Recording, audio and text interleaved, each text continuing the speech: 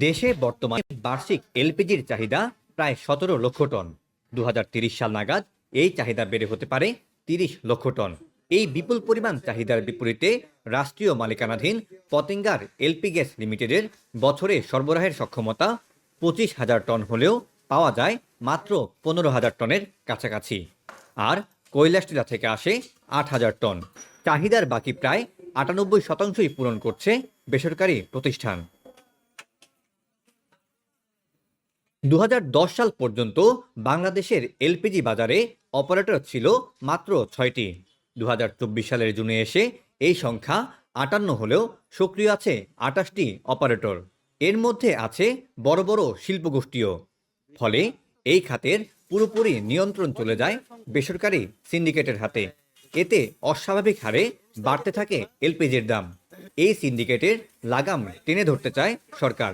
তাই রাষ্ট্রীয় মালিকানাধীন এলপি গ্যাস লিমিটেডের সক্ষমতা ৩ গুণ বাড়ানোর উদ্যোগ নেওয়া হয়েছে।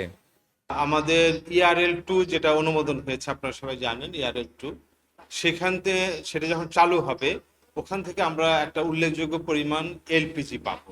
ওইটাকে সামনে রেখে তারা যেন ওটার সাথে সামঞ্জস্যপূর্ণভাবে তাদেরও প্ল্যান্টে ওই ক্যাপাসিটি ডেভেলপ করবে, যেন ওই সময় যে এলপিজিটা প্রোডাকশন হবে সেই এলপিজিটা যেন বাজারজাত করতে ডিলে না হয়। এছাড়াও বাগেরহাটের মংলা, টাঙ্গাইলের এলেঙ্গায় প্ল্যান্ট স্থাপন ও মাতারবাড়ির এলপিজি টার্মিনালকেও কাজে লাগাতে চায় সরকার। ডেডলাইন বলে দিয়েছে যে এত তারিখের মধ্যে ফিজিবিলিটি আমরা শেষ করতে চাই, ডিপিপি প্রণয়ন করতে চাই, টেন্ডার ডকুমেন্ট রেডি করতে চাই এবং আমরা টেন্ডারে চলে যেতে চাই এবং খুব দ্রুততম সময় আমরা এটাকে এলপিজি প্ল্যান্টের একটা বাস্তব রূপ আমরা দিতে চাই।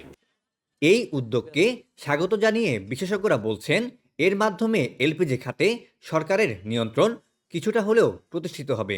এতে কমবে সিন্ডিকেটের দৌরাত্ম্য। জ্বালানি নিরাপত্তার স্বার্থে সরকারের উচিত কিছু এলপিজি বটলিং প্ল্যান্ট স্থাপন করে এই মার্কেটের উপর নিয়ন্ত্রণ কায়েম করা।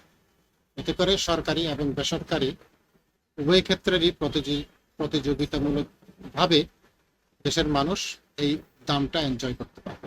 সংশ্লিষ্টরা বলছেন, ২০১২ সালে মংলায় ও ২০১৪ সালে চট্টগ্রামের সীতাকুণ্ডে সরবরাহ প্ল্যান্ট স্থাপনের উদ্যোগ নেওয়া হলেও গেল এক যুগে কোনোটি বাস্তবায়নের পর্যায়ে পৌঁছায়নি। Syed Tamim Mahmud, Star News, Chittagong.